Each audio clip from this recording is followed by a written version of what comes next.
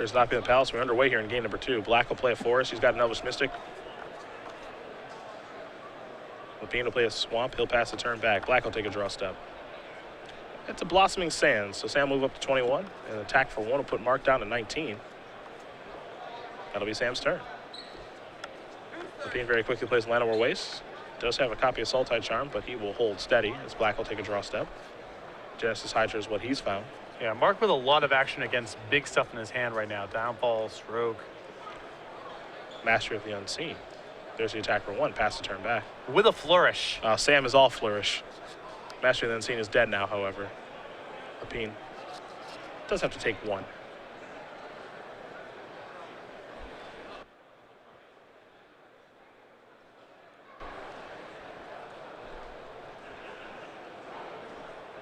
There's Pelucranos. Flourish incoming. Yep. You gotta do it with style, man. Keep on going. No, you gotta do it with style. Don't stop her rocking. Lepine here with a Hero's Downfall to take care of Pelucranos and now Polluted Delta. It's 3 damage so far. Could be 4 this turn. I only hope it can be. There's Windswept. Sam gonna sacrifice that with a little less flourish. There's the Plains.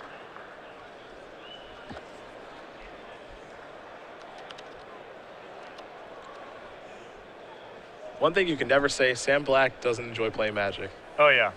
You can never say that. There's Genesis Hydra here for 4. Now you can counter the Hydra itself, that's no problem, but you can't counter the effect. That's always going to happen. So Sam will take a look at the top 4 cards. Courser and Caryatid are the options. Courser are going to be the easy one to select. So that's going to be in. And now if Mark would like to, he can Disdainful Stroke the Genesis Hydra. And this is just a great card to play in a spot like this where, you assume your opponent has some sort of counter spell or removal spell. Just try to get 2 things going.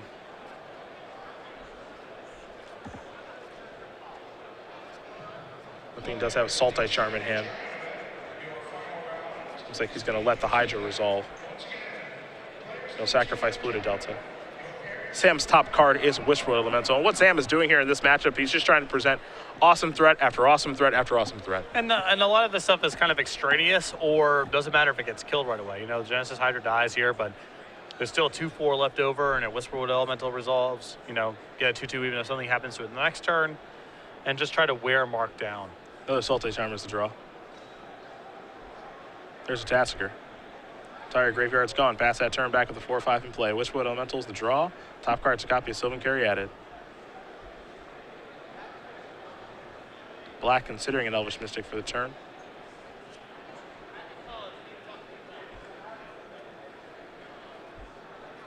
He'll go with Whisperwood Elemental. Now going to counter by Disdainful Stroke. Here's an Elvish Mystic. Pass that turn back. Great turn for Mark. Absolutely. Silence the Believer's the draw. Tasker going to try to hold the fort down here. We'll go back Black's way. Caryatid the draw. Take a look at the top card. It's a copy of Temple of Plenty. That'll come in very quickly. That'll trigger the Courser. Black up to 21. We'll see the top card with the Scry. It's another copy of Courser. We'll see where it goes.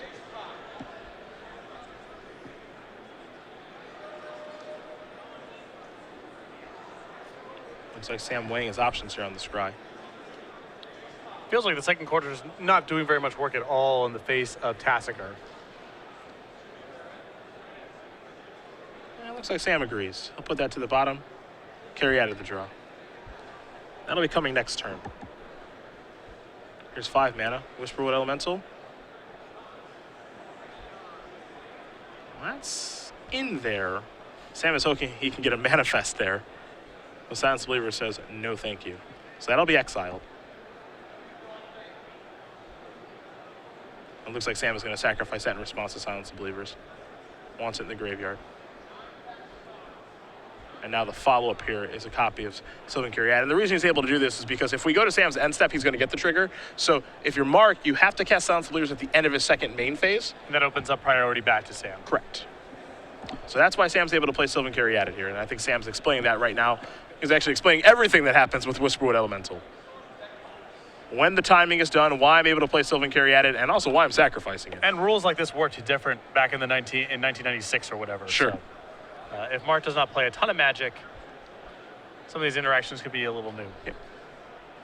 There's an island. For example, life gain resolved after damage dealt. So if you had Ivory Tower and Black Vice, gain life first. You just had to know that. That was just a rule. What are you, 100? It's just Sylvan Caryatid. Excuse me. Here's a Sultai Charm I'm going to take care of Courser of Grufix. You confuse me so much, I'm just saying random things now. Yeah. With your Ivory Tower Black Vice nonsense. Here's another copy of Wishwood Elemental. Now here's some attacks. It's not the second Wishwood that gets you, it's the third one. Well, if the first one doesn't get you. That's true. Caryatid. Manifest trigger. Yes. Heading back Mark's way. 2 dig through times and a treasure cruise in hand.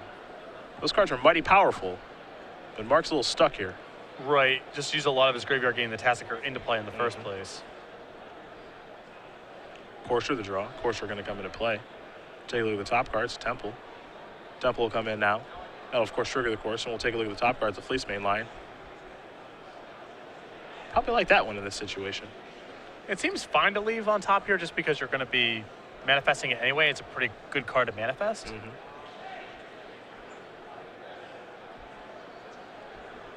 Little communication back here, back and forth here between the two players on exactly what's going on. We're going to have a Tasker activation in a moment, it looks like. Disdainful Stroke and Polluted Delta turned over. Stroke will go to Mark's hand. Yeah, no surprise here. Not at Sam's kind of got the, I wouldn't say the win on the board, but what he's trying to do is already in play. Sam wants to take this opportunity right now to unmorph and then use the monstrosity on Fleece main line. Smart play there. Top card here, Master of the Unseen. Ooh, that is a big one. Yes, it is. Because Sam's already kind of on the manifest token plan as it is to push through Tassiger.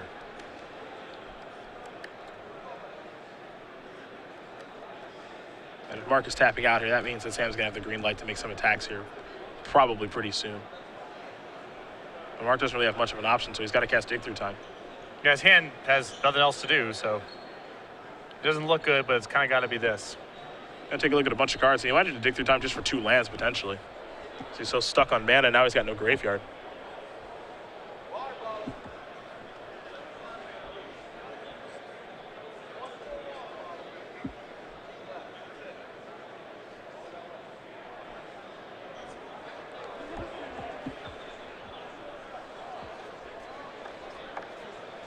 Now, Sam's still not in a position to push with Whisperwood Elemental because it's too valuable.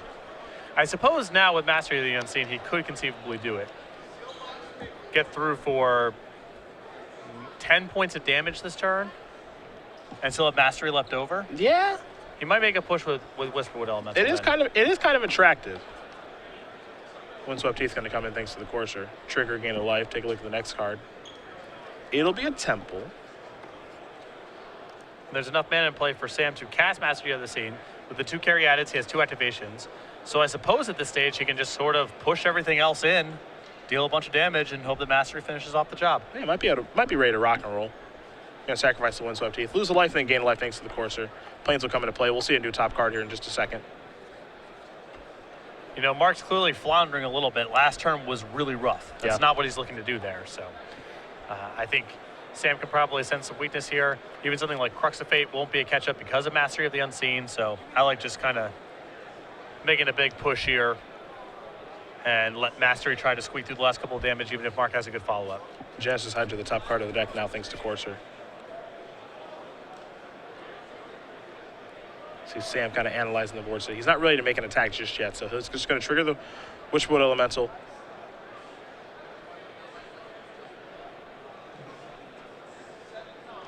And Sam says, I'm not done with my turn just yet.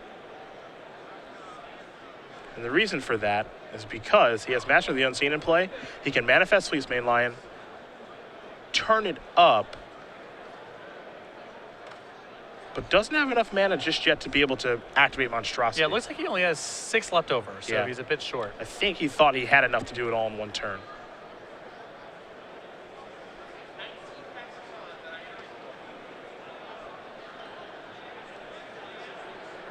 He will gain 10 life here, though. Not shabby.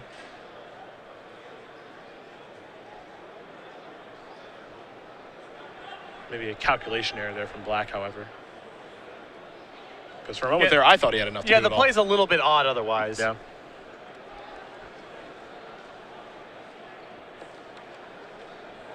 Now, that said, without Crux of Fate in the mix here, it's all for naught. Yeah, there's no punishment. And even if there's Crux of Fate, Sam's still in the driver's seat. Yeah, I mean, he sacrifices his Whisperwood Elemental, Yeah. gets enough Manifest Creatures that he'll be just fine. And he gets to activate Master of the Unseen as well. Sam is very far ahead. A mistake like that can be major in some situations. In this one, it's relatively minor and may not matter at all. Tempo Malady. We'll put the top card to the bottom here for Mark. Now Lepine's going to play a copy of Kiora.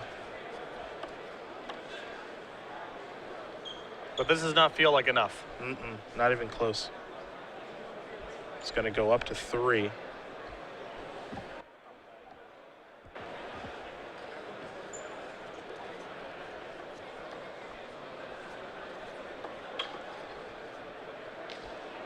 And go back Black's way.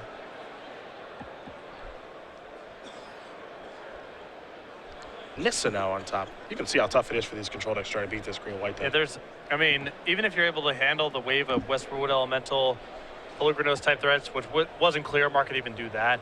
The backup plans of things like Nissa and Mastery of the Unseen puts a lot of pressure.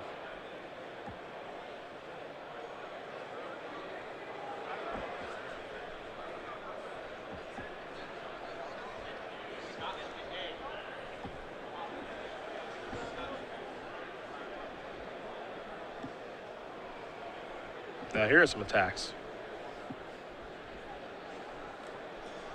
Sam says, I'm going after Cure. I want that off my table, please.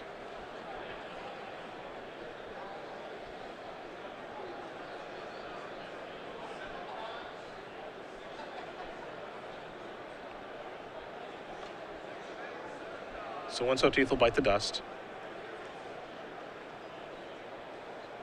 Sam going to actually reveal what the manifest creature is because it was in play with Corsair. Yeah, we've seen this interaction before with Corsair and Mastery of the Unseen. You just know everything, so it's a manifest token, but Sam's just leaving it face up for tracking purposes. Yep.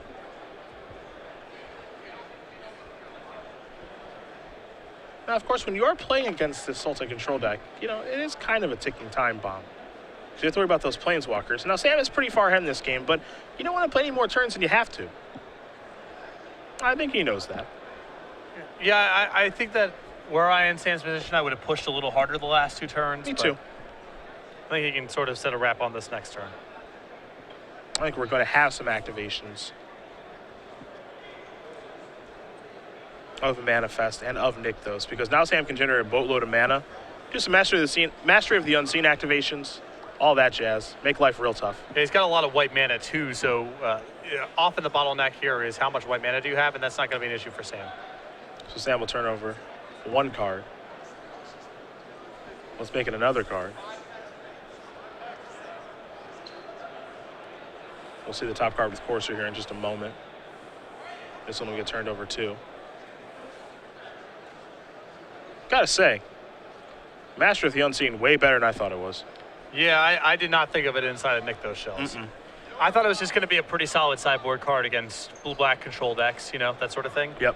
But here, it's just a whole different thing. He just made 5 tokens at the end of turn.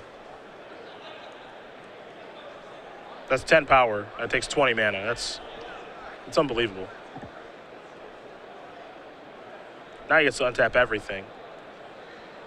And I have to imagine he can push these last 13 points of damage this turn. Well, he might not be able to alpha strike because he's got too much stuff in play. But if he It's just too hard. It's too hard to get everything. He might just attack with like 4 things again. You know, those 4 manifest tokens that are in the front near the Tassiker, like send those in and clear in a little bit of room. See, this is how in Seattle PTQs, this is called establishing dominance by taking up more of the play space than your opponent. We call this encroachment. Well, Mark probably knows from back in the day, this is the grid. Sam actually has established the grid. Yeah. And now Mark is the one extending the hand with no play space, very few permanents to pick up, as Sam Black will get the job done here over Mark Lepine, 2-0. Black will move on to 6-0-2 with Gruite Devotion. You can say this. He hasn't lost a match with that deck He yet. has not. And for Mark, an end of the run here as he has 2 losses and a draw. Not going to be playing the second day. Sam Black has felt very strongly about Gruite Devotion. He's started testing it and recording videos with it on the premium side of Star City Games. He's been a big fan. Some other players have picked it up as well. When it looks good, it looks unbeatable. Right. Still not a lock for day 2. But in good position. And yeah, as you mentioned, still has not actually lost. 2 draws, but untouched with this deck. You gotta like this deck.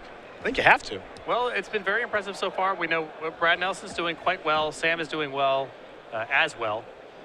Brian Brondawin, not so much, but 2 out of 3 ain't bad. Well, not everybody can win. Right, yeah. Like I said, 2 out of 3. That's a serious comment for, a tournament of this size.